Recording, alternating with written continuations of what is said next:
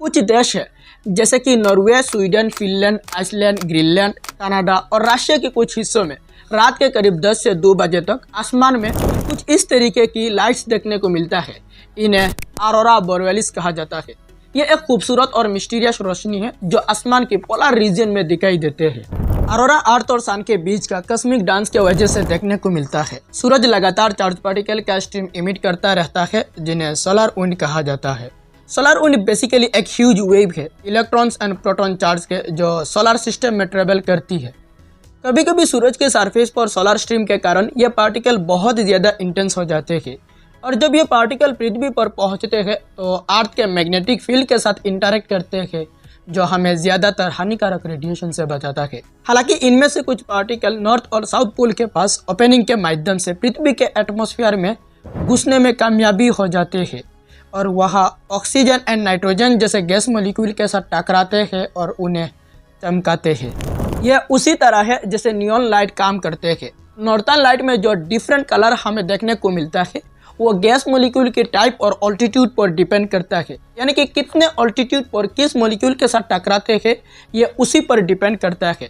For example green सबसे common colour है और यह पृथ्वी के सरफेस से लगभग 60 माइल ऑल्टीट्यूड पर ऑक्सीजन मॉलिक्यूल द्वारा प्रोड्यूस होता है। लाल एक रेयर कलर है और यह लगभग 200 माइल्स ऑल्टीट्यूड पर ऑक्सीजन मॉलिक्यूल के कारण होता है। ब्लू और पर्पल जैसे कलर कम ऑल्टीट्यूड पर नाइट्रोजन मॉलिक्यूल द्वारा प्रोड्यूस होते हैं। इटालियन एस्ट्रोनॉमर गैलीलियो गैलीली ही थी जिन्होंने 1619 में ऑरोरा बोरेलिस नाम कॉइन किया था। नॉर्थर्न लाइट का सबसे पहला सस्पेक्टेड रिकॉर्ड 30,000 साल पुराना फ्रांस की एक गुफा की पेंटिंग में है। सूरज से लगातार चेंजिंग इनपुट, पृथ्वी के ऊपर एटमॉस्फेयर से अलग अलग रेस्पॉन्स और पृथ्वी के पास स्पेस में प्लेनेट और पार्टिकल की मोशन ने सभी ने अलग अलग ऑरोरल मोशन और शेप के कारण ऑरोरा कॉन्स्टेंटली मूव और शेप चेंज करते हैं। Northern lights usually magnetic pole के चारों ओर एक रिंग शेप की बेल्ट में दिखाई देते हैं जिसे ऑरोरा ओबेल कहा जाता है। यह बेल्ट सोलर विंड की ताकत के आधार पर एक्सपांड या कॉन्ट्रैक्ट हो सकती है। नॉर्थर्न लाइट्स को देखने के लिए सबसे अच्छा समय सर्दियों के दौरान होते हैं जब रातें लंबी और अंधेरे होते हैं।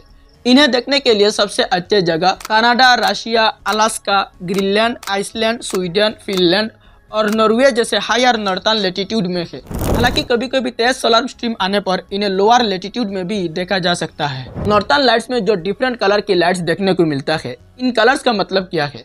नॉर्थर्न लाइट्स अलग अलग फैक्टर के कंपोजिशन होते हैं जैसे गैसेस, अर्थ एटमॉस्फेयर और एनर्जी लेवल इवल्व होते हैं। सूरज की charge particle, earth magnetic field और एटमॉस्फेयर की इंटरेक्शन की वजह से नॉर्थर्न लाइट्स इवल्व होते हैं। जब ये पार्टिकल अपर एटमॉस्फेयर के एटम्स एंड मॉलिक्यूल के साथ टकराते हैं तब अलग अलग वेवलेंथ इमिट करते हैं जिसे हम अलग अलग कलर्स के रूप में देखते हैं। नॉर्थर्न लाइट्स पूरी इतिहास में कोई कल्चर और लोगों को इंस्पायर किया है। नॉर्थर्न लाइट न ही एक शानदार स्पेक्टेकुलर साइट है बल्कि एक फैसिनेटिंग फेनोमेनन भी है जो हमारे स्टार्स और प्लैनेट्स के बीच कनेक्शन को रिवेल्स करता है। क्या ऑरोरा सिर्फ अर्थ पर ही दिखाई देते हैं? चलिए इसका जवाब ढूंढते हैं। जुपिटर और सैटर्न के magnetic field earth magnetic field से बहुत ज्यादा स्ट्रॉन्ग है। जुपिटर का मैग्नेटिक फील्ड स्ट्रेंथ 4.3 गज है जबकि अर्थ के लिए 0.3 गज है। ऑरोरा को इन दोनों गैस प्लैनेट पर भी क्लियर रूप से देखा गया है हबल स्पेस टेलीस्कोप, कैसिनी और गैलीलियो स्पेसक्राफ्ट से, और साथ ही साथ यूरेनस और नेपच्यून पर भी। सैटर्न की ऑरोरा पृथ्वी की तरह सोलर विंड की वजह से होती है। हालांकि जुपिटर का ऑरोरा बहुत कॉम्प्लेक्स है। जुपिटर का मेन ऑरोरल ओबेल वोल्केनिक मून आयो द्वारा प्रोड्यूस प्लाज्मा और प्लेनेट के मैग्नेटोस्फीयर के अंदर इस प्लाज्मा के ट्रांसपोर्टेशन से जुड़ा हुआ है। जुपिटर के ऑरोरा का एक छोटा पार्ट सोलर विंड द्वारा पावर्ड है। इसके अलावा मून स्पेशली आयो भी ऑरोरा का एक पावरफुल सोर्सेस है। ये फिनलैंड के साथ इलेक्ट्रिक करंट से प्रोड्यूस होते हैं जो घूमते हुए प्लेनेट और मूविंग मून के बीच रिलेटिव मोशन के कारण डायनामो मैकेनिज्म द्वारा होते हैं। आयो जिसमें एक्टिव वोल्केनो और एक आयनोस्फीयर है जो विशेष रूप से एक स्ट्रॉन्ग सोर्सेस है और इसके कारण से रेडियो वेव भी प्रोड्यूस होते हैं जिसका स्टडी 1955 से किया जा रहा है। हबल स्पेस टेलीस्कोप से यूरोपा, आयो और गैनीमेड पर भी ऑरोरा देखी गई है। वेनस और मार्स पर भी ऑरोरा देखी गई है। वेनस के पास कोई मैग्नेटिक फील्ड नहीं है, इसीलिए वेनुसियस ऑरोरा अलग अलग साइज और अलग अलग इंटेंसिटी के ब्राइटनेस और फैले हुए पैचेस के रूप में दिखाई देते हैं जो कभी कभी प्लेनेट की पूरी डिस्क पर डिस्ट्रीब्यूटेड होते हैं। वेनुसियन ऑरोरा तब ओरिजिनेट होता है जब सोलर विंड के इलेक्ट्रॉन रात के एटमॉस्फेयर से टकराते हैं 14 अगस्त 2004 को मार्स एक्सप्रेस पर लगी SPICM इंस्ट्रूमेंट द्वारा मार्स पर एक ऑरोरा का पता लगाया गया था।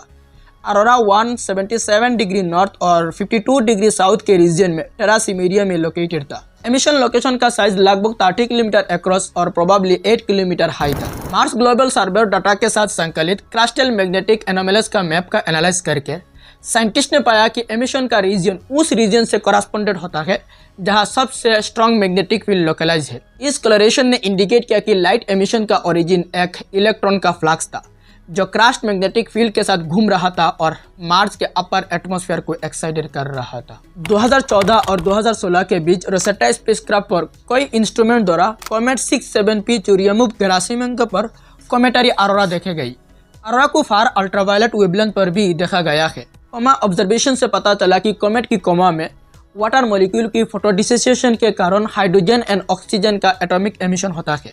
कोमा में गैस मॉलिक्यूल के साथ सोलर विंड से एक्सीलरेटेड इलेक्ट्रॉन की इंटरेक्शन ऑरोरा के लिए जिम्मेदार है, क्योंकि कॉमेट 67P में कोई मैग्नेटिक फील्ड नहीं है। इसीलिए कॉमेट के चारों ओर ऑरोरा डिफ्यूजली फैला हुआ है। हॉट जुपिटर जैसे एक्सोप्लैनेट को अपने अपर एटमॉस्फेयर में आयनोस्फेयर का अनुभव करना और अपनी टर्बुलेंट ट्रोपोस्फेयर में वेदर द्वारा मॉडिफाइड ऑरोरा जनरेट करने का सजेस्ट दिया गया है।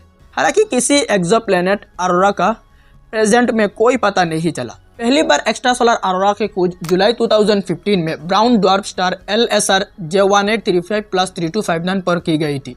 Mainly red colour aurora northern light की तुलना में 10 लाख गुना ज़्यादा चमकीला पाया गया, जो एटमॉस्फेयर में हाइड्रोजन के साथ चार्ज पार्टिकल की इंटरेक्शन का रिजल्ट था। यह अनुमान लगाया है कि स्टेलर उन अपनी खुद के इलेक्ट्रॉन का प्रोड्यूस करने के लिए ब्राउन ड्वार्फ की सरफेस से मटेरियल को अलग कर रहे हैं। ऑरोरा के लिए एक और पॉसिबल एक्सप्लेनेशन ये है कि ब्राउन ड्वार्फ की चारों ओर अभी तक एक अनडिटेक्टेड बॉडी मटेरियल फेंक रहा है, जैसे कि जुपिटर और उसके मून आयो के मामले में है। नॉर्थर्न लाइट्स ने सदियों से लोगों को फैसिनेटेड और इंस्पायर किया है और कोई कल्चर ने उनकी उत्पत्ति और मीनिंग को समझने के लिए कोई मिथ्स और लीजेंड बनाई है।